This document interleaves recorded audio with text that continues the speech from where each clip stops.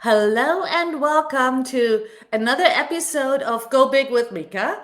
Today, I am very excited to have Veronica Smith here, and we are going to talk about women stepping up to data. And if you are in doubt why this is a confidence matter, Veronica has that answer for you. And I actually wanted to talk about the topic when I read this book, Invisible Women, Data Bias in a World Designed for Men. I recommended that on LinkedIn a couple of times as well. And it made me so mad. And I wanted to think more about data, talk more about data. And fortunately, Veronica is one of my friends here in Seattle that I've known for a long time now. Almost since the beginning, since I came here 8, 9 years ago, I think. And she is an amazing expert on the topic of data, and she loves talking about data. So this is a perfect match.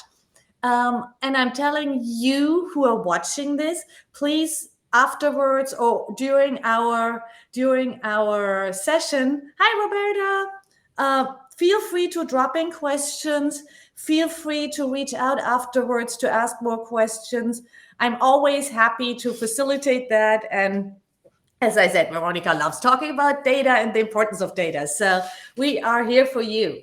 And before we dive in, let me tell you a bit more about Veronica. So I have to read that part. She brings over 30 years of experience working with clients to implement the best strategies related to creating a culture of belonging where everyone can thrive. That's already a mission that I think Veronica and me and lots of my audience here definitely shares. We want everybody to thrive, right? She has been immersed in advancing equity first in the environmentally friendly design and construction industry, then in science, technology, engineering, and math fields, and over the last 13 years with mission driven organizations across sectors. So she has amazing experience. And she became a data scientist in the 2000s and founded her company, Data to Insight, to help people who are drowning in data and starved for knowledge. That's us here. uh, so to be able to make a difference for the better in their workplaces and communities. So data for the good. I love that. And she is an incredible DEI plus B expert and very passionate also about mentoring. We have Roberta here in the audience. We talked about mentoring last week, so this is where different episodes definitely tie in. And yeah, so she's passionate about mentoring and sponsoring women, LGBTQIA folks, and people of color who are interested in entrepreneurship. So Veronica is always happy to answer your questions, and you can find her information in the LinkedIn event. Hello, Frida. Hello, Roberta. And yeah, that. And I'll show you that here. Impressive, Veronica. Oh, Welcome, thanks. Veronica. Thank you. It's great to be with you, Misha. I consider you a dear friend, and I'm just so honored to be with you, talking with your audience about this topic. And I love that you help women in male dominated fields because, as one, I know there is such a need for that so that the companies and organizations that we're in and the communities we serve can really benefit from what we have to bring to the world. Yeah, absolutely. Absolutely. And before we really dive into how women can approach data if they are not data scientists, um, tell me a little bit about your take on confidence. So, how do you define confidence? Yeah, so I love definitions. So the one I like is a feeling of self assurance that arises from your appreciation of your ability or qualities. And for me, I have a great deal of self assurance in my ideas, my opinions, my perspectives on the world. But where I sometimes lack self-assurance is my ability to navigate interpersonal interactions Mhm. in ways that are consistent with my values. And I attribute this in part to I kind of have a generalized anxiety, and it can Mhm. cause me to go to what one of my advisors calls below the line, to be like kind of overly negative. And so one of the things my goal is for the coming year is to really to exude more confidence as a lead executive by really focusing on staying above the line and really framing things positively and things like that. So that's kind of where I go when I think about confidence. I love that. I love the above the staying above the line, and then Yeah. eventually maybe even raising the line a bit. Right. Yeah, Yeah. yeah, Yeah. I love that. So I said I got more interested in the topic. Of course, I have read up on the topic. Anyway, I've been in Seattle for 10 years. There's no avoiding tech and data in the discussions, and I never wanted to just avoid that either. But that book really got me interested in like how unlevel the playing field actually is. Uh, Yeah. I mean, I think I did not realize the huge difference and data bias we're having. Mm-hmm. So maybe you can tell us a little bit about your work and what you see there, just giving us a little bit of a picture on women and data. Sure.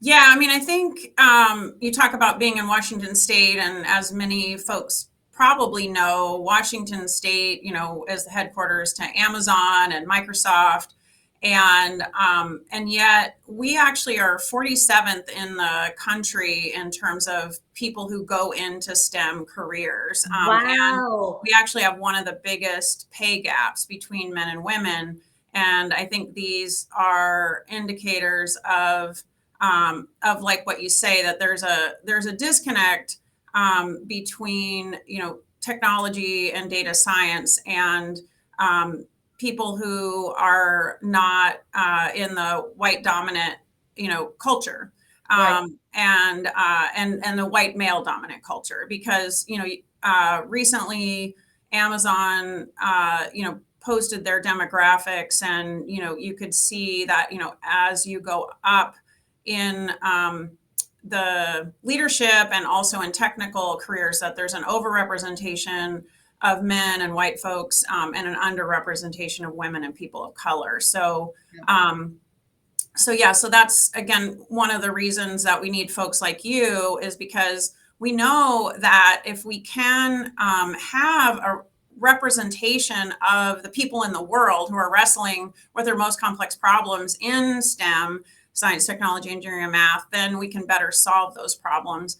And this partly goes back to our national culture that has evolved since the Victorian era, which says that men are responsible for the intellectual realm, and Yeah. women are responsible for the earthly realm or the domestic realm, and that has kind of cascaded through our society, and influenced who is seen as being appropriate or a good fit for careers that are architecture, engineering, science, math, data science, Law.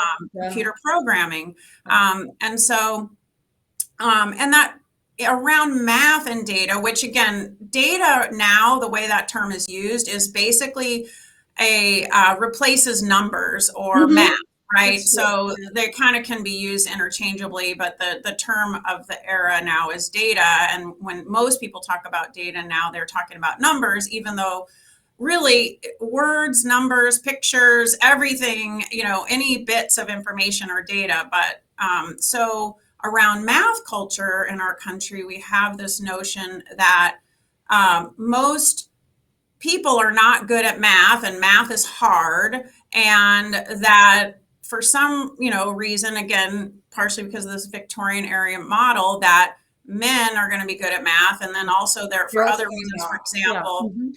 they're good at math, and then also Asian folks for some reason Mhm. are good at math, and so So these are some of the stereotypes. And then women and girls are often, if they don't do well in math, there's people will say, it's okay. Their mom will say, oh, that's okay. I wasn't good in math either, but Right, now right.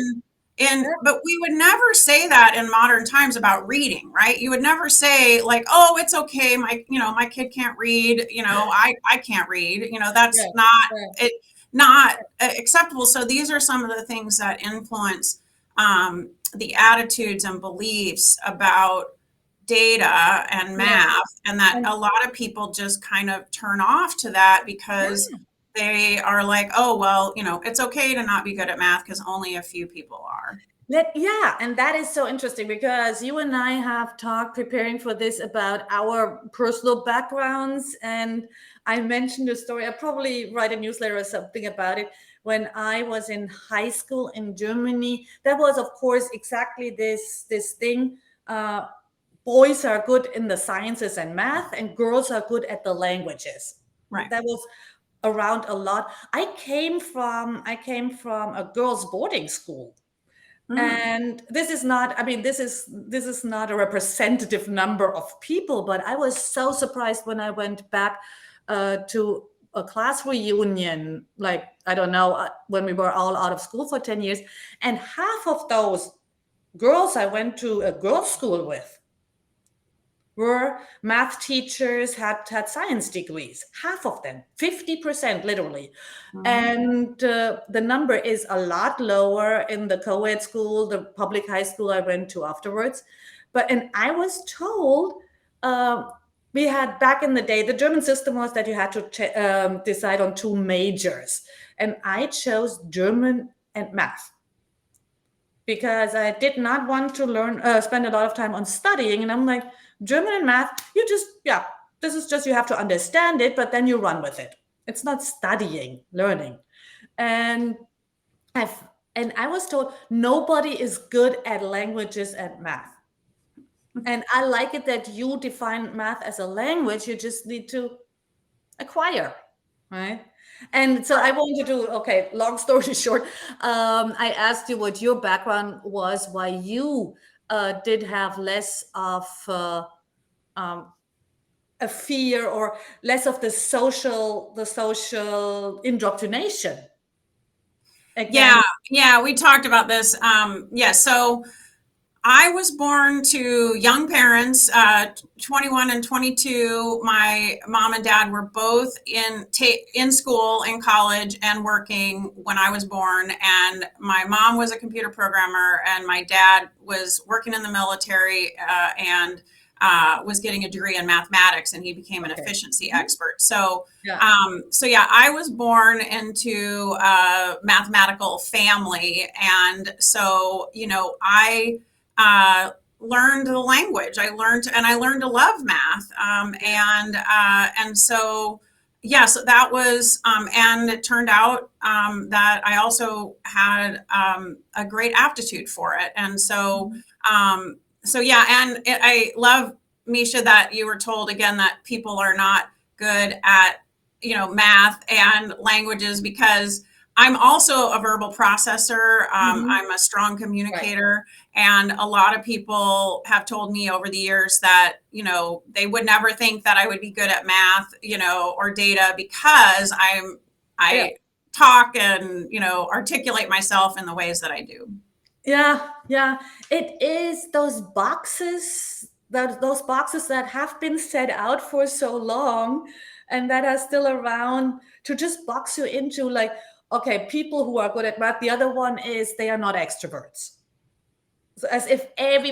Yeah. as I if think that's everybody part. who Yeah. works in That data is if happy. you're extroverted, you're not going to be good at math. And Right, it's just not true. right.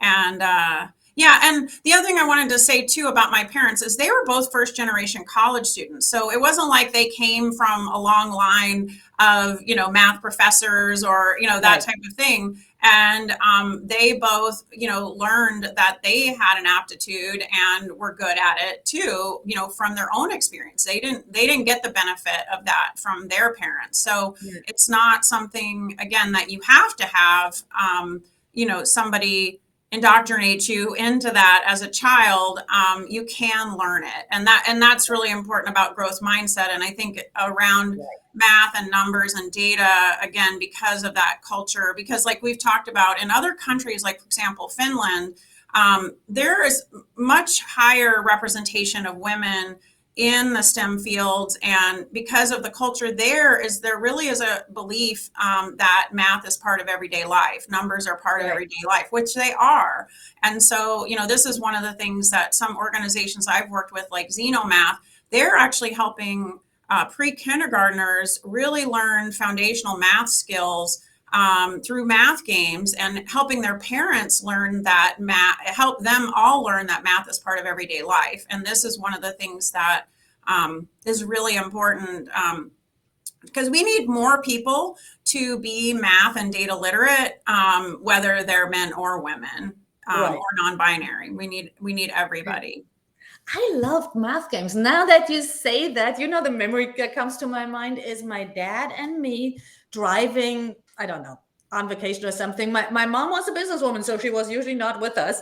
And my dad and I had this game where we would enter into a tunnel, and we would play that game where how long is the tunnel? How fast are we going? How long is it taking us through the tunnel? Oh, you're doing word problems in the car. Yeah. So that's what we did. That's what we did. That type of game was what we played in, I don't know, probably primary school, middle school. Yeah. And I got to be in this program that was for kids who were so-called academically and creatively talented. So we got to play games like Mastermind and Othello, which are all these logic and, games, and did logic puzzles and all that kind of stuff. So again, I really benefited from that of, just seeing it as, this is really fun. It's a fun way to exercise my brain. And, my friends were doing it with me, so I had all those kind of positive experiences around that. I'm a big believer in making as many things as possible fun. Absolutely. Or if they absolutely cannot be turned into fun for you, trying to get out of it, that would be like kitchen activities for me. I have not found a way yet to make those fun for me, but fortunately that's evenly split in in my partnership. But so from a lot of women who might watch this, data is not fun. Yeah. And data is a source of really low confidence. Right. And so where would you say, let's say we're talking about early to mid-career women in a corporate environment. Mm-hmm.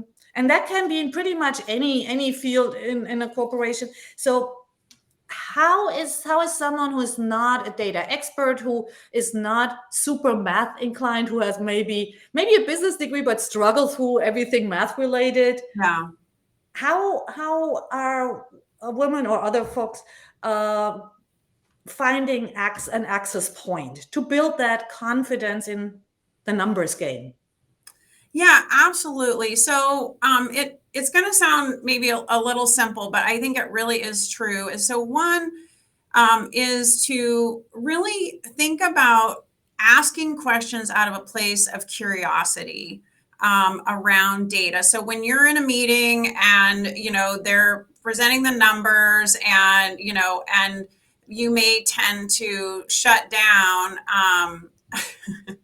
they tend to shut down, or just like, okay, I want to get this part over and I'm just not going to say anything because, I'm not very good at this, is to really think about and really, step up in a way of like asking questions and know that your questions are going to add value. Mm-hmm. Because what we find is a lot of times people who are have an aversion to numbers or data, they just don't engage with it. And so if you can really ask a question out of a place of curiosity, know that it's not going to make you look stupid. And if somebody makes you feel stupid about asking that question, then that's really their problem, not your problem. And that by asking questions, you're actually helping the group better understand, because most likely if you have a question about it, somebody else does have a question. Mm-hmm. And again, in the male dominant culture, a lot of times questions are seen as can be seen as, you don't know, or you're only asking questions if you know the answers. No, asking Right. questions out of place of curiosity is part of what is important for interrogating and understanding what the data means. Because if you Right. don't understand what the data means, then you can't really put it to good use for your organization. And Exactly. so Yeah. that would be the first thing, is just to Yeah. really start asking questions. And if you don't feel comfortable like asking in a meeting, initially, I would find somebody that is good with the data and is an ally of yours, and maybe start asking them questions Yeah. about, I really, one area I'm just really not understanding, but I want to learn more about is, the budget, for this, and how do I read, the budget statement, or, this data that I'm looking at, I don't really understand it. And what does it mean for the company, Yeah. and things like that. And so then the other thing, if, Just even a beyond. second. I just Yeah, go before ahead. before you move on, I just Oh, wanted yeah. to have a shout out for Frida, who also said, "If you have the questions, others do too." And Oh, yeah. Yeah. Thanks, that Frida. is Yeah. something we often are not as aware of as I wish we'd be. And it's always someone else has that question. You are not the first person with that question. That's So, right. and it might be someone in the organization who is just not as represented as others. Yeah. Um, it might also be your user, your client, your customer, whatever that is, Hmm. right? I mean, Yeah. depending on what data we're dealing with. So maybe you're the only person in the room who has the question, but there are tons of people out there, Oh, right. Yeah. right? Well, and especially if you're the only woman or person of color or queer person in the room, which, Or non-tech person among the yeah. tech people. Yeah, Right. yeah, Yeah. yeah. And so then your question, you're right. That can be And that's valuable uncomfortable. Yeah, too, is that if you have a question that others don't have, that can be really valuable, because that diversity of thinking can exactly. really help you look at things in different ways. And Right, again, like you said, it could be somebody that's outside the room, either an internal client or an external client, that right. would be thinking from that perspective. So I think that's Yeah. a great point. Yeah, and the only ask questions you know the answers to, we leave that with the courtroom dramas. That is there, it is correct. Everywhere else, it's not, Yeah. even if it's uncomfortable. But Frida, thank you for mentioning that, because it can be very uncomfortable, both for us asking a question, or for someone in the room who's like, why are there those questions? This is so logical. Yes. Everybody And knows I this, and I can be and right? when I'm in my head doing Yeah, numbers, my team knows that sometimes I can be like that, and I'm like, well, why don't you get yeah, this? And then they yeah, explain it to me, and then hopefully I understand, and then I'm like, yeah, oh, okay. But yeah. yeah, and I think that we need to get comfortable with being uncomfortable, because one Mhm. of the things that in order to have these kind of deeper conversations around data, it can be uncomfortable, and there are a number of reasons why that is. We've talked about kind of the dominant culture around, STEM can be that, the person that's giving you the numbers is the expert, and you're not supposed to question the expert. If you have Right. that kind of culture also, and again, that's why I would say, like, you need to read the room. If you know that that's your culture in a Yeah. team meeting, maybe you don't ask in the meeting, maybe you follow up, Yeah. with that Yeah. person, and on one-on-one, and Yeah. ask them, they may be more receptive to, like, on one-on-one, helping you understand it. Right. But Right. again, even if you do get a negative reaction to questions, if you start asking them, that can be an opportunity to, again, follow up with somebody after the meeting and say, hey, I really was coming from a place of curiosity. This is an Yeah. area that I really am wanting to learn more. I think it can help the company and myself. And so, what would have been a better way for me, to ask you that question, or, Yeah. how could you help me in this area? Because I really do think it would be good for me to be a better consumer and user of this data as, in my role in the company. I love that. And you mentioned right tying in here, you mentioned allyship earlier, finding allies, people who are willing to help you educate yourself. Right. Right. So could you talk a little bit more about that? Who do I need around me as an ally? Who would make a good ally? What would be a good environment to just build that confidence dealing with data? Yeah, absolutely.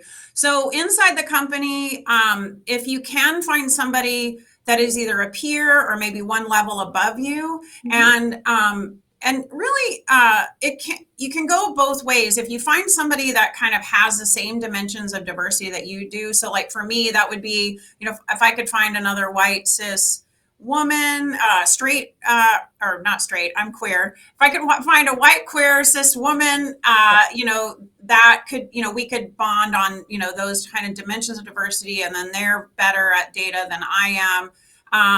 And then, when you're doing that, also, you want to keep in mind, letting them know, what can I do to help you? Right. So it's a form of networking. So, hey, we're helping each other. But it also could be somebody that has different dimensions of diversity. Again, it depends on who is in your kind of circle and who has the skill and that you admire. Somebody who you admire, that has this knowledge and skill, and approaching them and asking them, hey, could I take you out to coffee? Maybe, to talk about the specific issue. It doesn't have to be ongoing, but it could be. Right.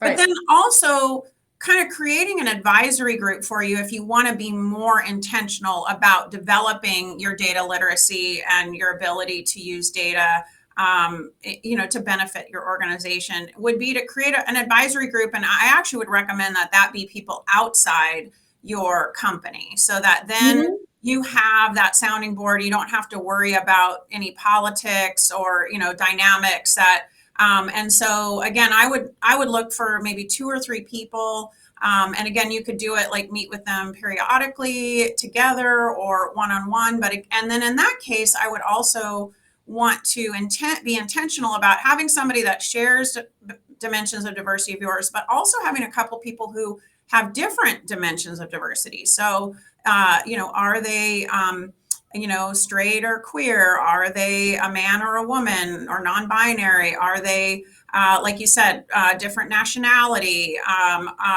different race or ethnicity? Bringing another perspective that, again, can really help you, because that's one of the things that's so important in really optimizing the use of data, is to really cultivate diverse perspectives and be able to integrate those perspectives really for the benefit of your team and your clients. And I love that, because data and representation is such a huge, important field. And we've had that discussion like over the social media recently about this one app where everybody suddenly gets the superhero artsy profile pictures. And I think I have an article, I might share that later. What happens when you upload your selfie as a woman? It gives you a very large chest, while men get all varieties of images then. And that's where it's a team that's 80% guys, and that's how the female superheroes have looked for, well, since we've had them in the comics and in films, and that's still the thing, right? So I think that's a very simple example where the representation and diversity piece comes in AI. I'll share that later. That's just something I read like the other day. Oh, and yeah. It's that there actually we are waiting to see if a program for ethical artificial intelligence at University of Washington gets funded. And to your point, one of the things around using AI to build models is that a lot of models are coming off of just data in the wild, so to speak, like on Reddit. And there is, on Reddit, when you scrape Reddit data, there is a lot of sexist data, even pornographic, material. And so that if you're using that data, that's going to be used to shape your model. And so this program is partly going to try to help get actually social scientists more involved in developing data sets for training artificial intelligence algorithms that are going to be more useful and not, filled with sexist or, racist or homophobic, material or any of the isms, right? Trying to get the isms out of the data, because that's one of the things that a lot of people don't realize is that when you train an algorithm, that what you use to train the algorithm is data, and the biases in that data, like I was just describing, will shape your algorithm, and it will propagate the bias that you use to train the algorithm, because the algorithm only knows what you taught it from the data that you gave it. So this is a real issue. Yep. And that is so relevant today and going forward. And I think we have to come back and talk more about that in a different, I'd love that. episode, Absolutely. because that is, again, the data bias and AI algorithm teaching. So that is so relevant and interesting, because it'll shape our society if we don't. It is shaping our society. It is already shaping our society. Very much so. And women, and people of color and queer folks and, people with different abilities, they all, from groups that have not traditionally been dominant groups, they need to be at the table working on addressing how we can make AI something that can make our community and planet thrive, and so that's why we need women and others that have historically been not at the table on this topic. There's one more issue I would like to touch upon. Oh God, the time is rushing. I was in another event recently and had a chance to just talk to the author of this book, Digital Mindset, Paul Leonardi, professor at the University of California. And he said something very interesting on my question about the specific challenges of female leaderships he's seeing working with the big tech companies. And what he said, and that ties into the article that I shared, that you provided. That's why I want to talk about it. So he said the specific challenges he's seeing right now is that in certain very advanced companies, the narrative has flipped from women being too intuitive to too data reliant. As if there's no way to do it right as a woman. So it feels like, we talked about this, and I was not there, but I do, I think that might be a good person to have on to talk about this as well. And because I'd love to hear more about what the evidence is of that, and why that claim is being made. Because as you and I discussed, I think one of the things that again, with only knowing what you just shared, my suspicion, or my question would be, well, how are women too data reliant compared to men? Because one of the things that I've seen in my experience working in STEM, and again, remember, data, I'm assuming, is really numbers, but because there's lots of different forms of data. So again, it's just a very broad sweeping statement that of course, it kind of smacks of, to me, being 54-year-old woman, of like, okay, this sounds like women can't win, kind of like, okay, so I would need to understand that more. Certainly, my experience women are not a monolith, men are not a monolith, and we're breaking down the gender binary. So there's more and more people that identify as gender nonconforming. So again, I don't know. But the I thing I think, do know is yeah, what I shared that article yeah, about is that we do want to draw from our head, our heart, and our gut in yeah, decision making. And we yes, want to, and there's neuroscience research to indicate that when we are able to embody these multiple components of how we make decisions, that we can make better and wiser decisions. And yeah, so yeah, that's why I wanted to share that article, because I think that historically women have been dismissed for not valuing numbers enough, and that women's intuition has been dismissed. And again, yeah, this goes back to the Victorian era notion that men are assigned to the intellectual domain and women are assigned to the environmental domain, and that the intellectual domain is higher or more important than yeah, yeah, the residential or environmental domain. But in right, fact, they're interdependent.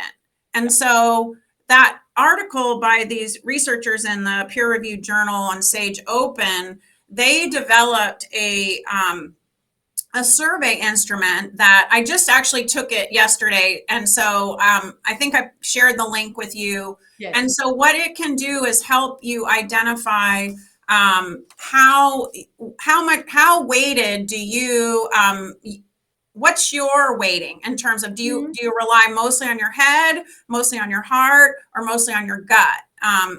And so I suspect that I rely on my heart first, and then my head supports my decision making.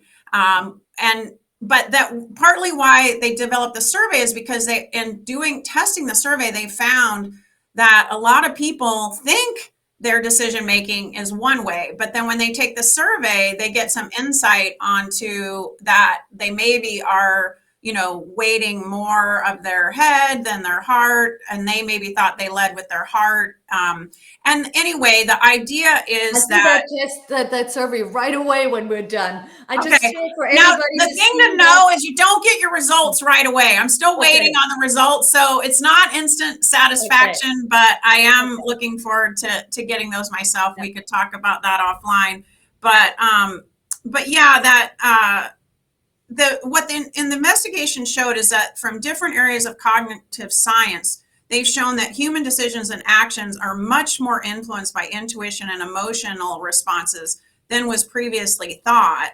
And so, and this is not necessarily a bad thing, right? But it Right, is something you ideally want to have kind of a balance right, between those three.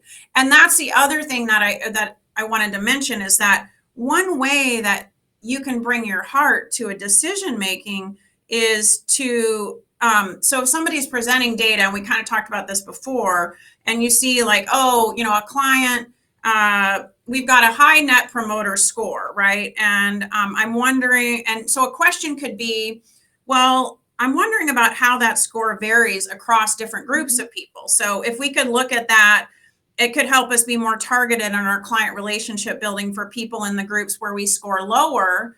And right, it also could help direct us to gather sentiment or qualitative data through interviews and focus groups from those clients who score higher. And so right. that we could better understand not only the score, but Mhm, why we got that score. yeah, yeah, And so that's actually leading with a kind of a more equitable or, heart lens, yeah. if you will. And again, that's something that can really benefit your team and organization when you're looking at data. I love that. Bring the heart lens to the data, and yeah, this is actually where we have to stop. Oh, unfortunately, this is all so much so good. Thank you for sharing all that. I have one last question for you Okay. that goes back to the personal. What advice Yes. would you give your 16-year-old self?